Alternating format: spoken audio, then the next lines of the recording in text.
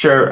My name is Chris Kirkland. I'm a professor at Curtin University in Perth, Western Australia.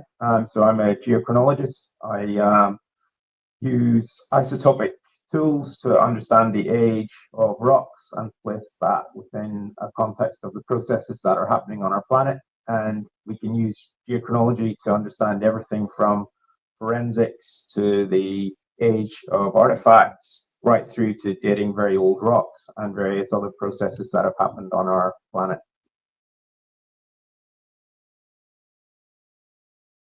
First of all, the location of the crater is in the Pilbara Craton in Western Australia. So what's a craton? A craton is a very old bit of stable continental crust, and there's cratons within Australia, but there's also cratons within Canada.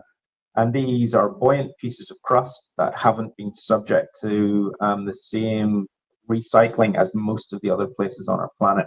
They're actually really interesting locations because they typically contain mineral resources that are important for our society. But this crater is not like a normal crater you would imagine with a deep scooped out bowl. The crater is so old, it's been eroded and is now a relatively flat landscape. Yet we can go and look at the rocks and still find the telltale indications of this crater.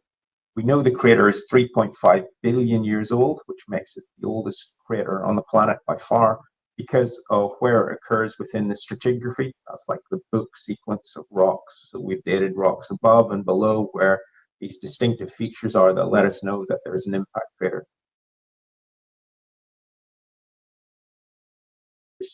That evidence of impact is formed from shatter cones. So these are these striations in the rocks that all point in the same direction towards a central point where an impact would have hit. So we see these shatter cones that provide a really good indication of impact, the only way to form these structures. And then above them, we start to see these laminated rocks that eventually develop into stromatolites. So piecing together this like a detective using the rock record is one of the key skills that geologists have. We think of our early Earth as being composed of like basalts, which are dark colored rocks, so rich in iron and magnesium. Yet the rocks we currently have today are not only these dark colored rocks, you can see things that are more granitic. So that's like, your kitchen bench top. That's these rocks that are slightly lighter in color, and they contain minerals like quartz and feldspar and usually some micas. So those are buoyant rocks, and they essentially float on these other darker colored rocks. So how did they form? Well, one mechanism that potentially can form those rocks is in an impact. So you take a large meteorite, you slam it into the surface of the early Earth, and you excavate a huge big crater. That crater could be up to 100 kilometers, so something massive. You remove those rocks, blast them up into the air, and what that does is it's like taking a cork off a champagne bottle. You decompress the mantle, that's the deep rocks underneath.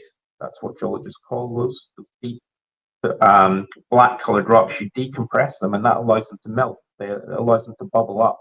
And much like a lava lamp, you get this central upwelling area where you get the rising warm molten material. That's a liquid, and that bubbles to the surface. And we see similar processes on the moon.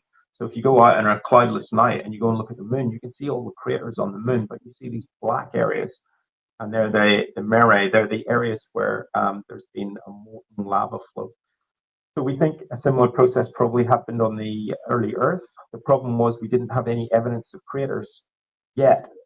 We know from the mass of Earth that it should be subject to at least 20 times more impacts than the moon. So finding this ancient crater is really important because it starts to tie together theories about how crust should have formed on the early Earth with actual physical evidence that people can go and see.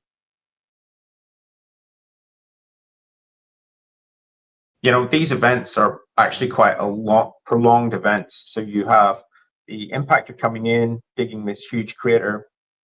But we know the early Earth was a water world, so that it was filled with a huge ocean, probably with very few land masses.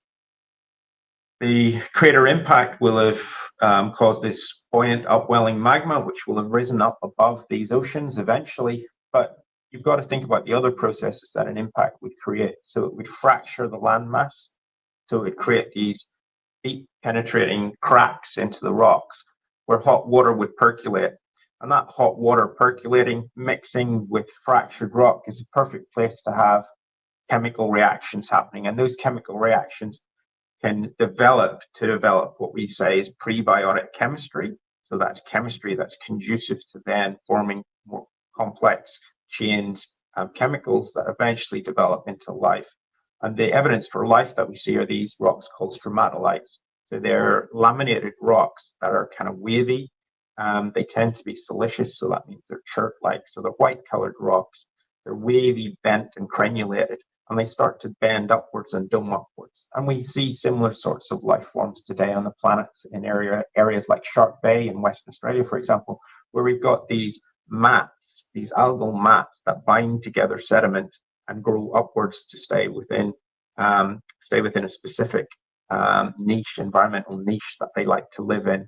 So they form in these warm waters.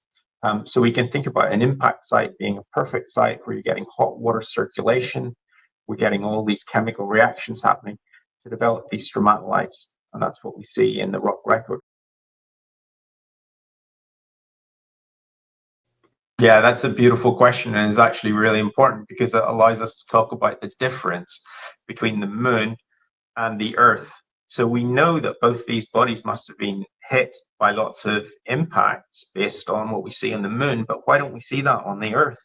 Well, the answer is quite simple. The Earth is a tectonically active planet.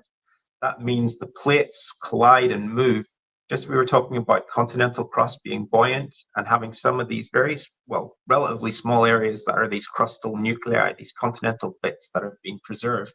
Most of Earth is actually quite young and is recycled itself. So that's where we get blocks of oceanic crust. So that's our oceans, and they subduct, they go down and they recycle themselves. And they're only about, they're only about 80 million years old. Yet these fragments that do preserve evidence of impact are up to 3.5 billion years old. So that's massively older than most of the rest of the crust of our planet. So most of our planet is simply recycling itself. And that's potentially important for mediating our climate and keeping our Earth in the state it is that's habitable for us as humans.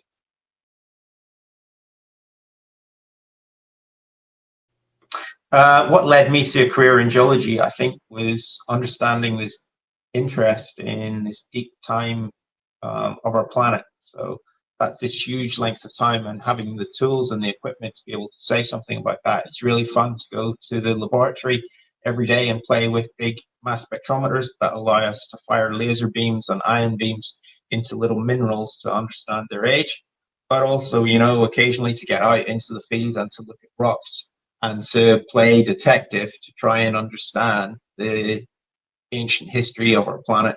That's a really cool thing to be able to do, to try and understand, most fundamentally why we are here, but why our planet is here. It's a really cool science to be able to work in.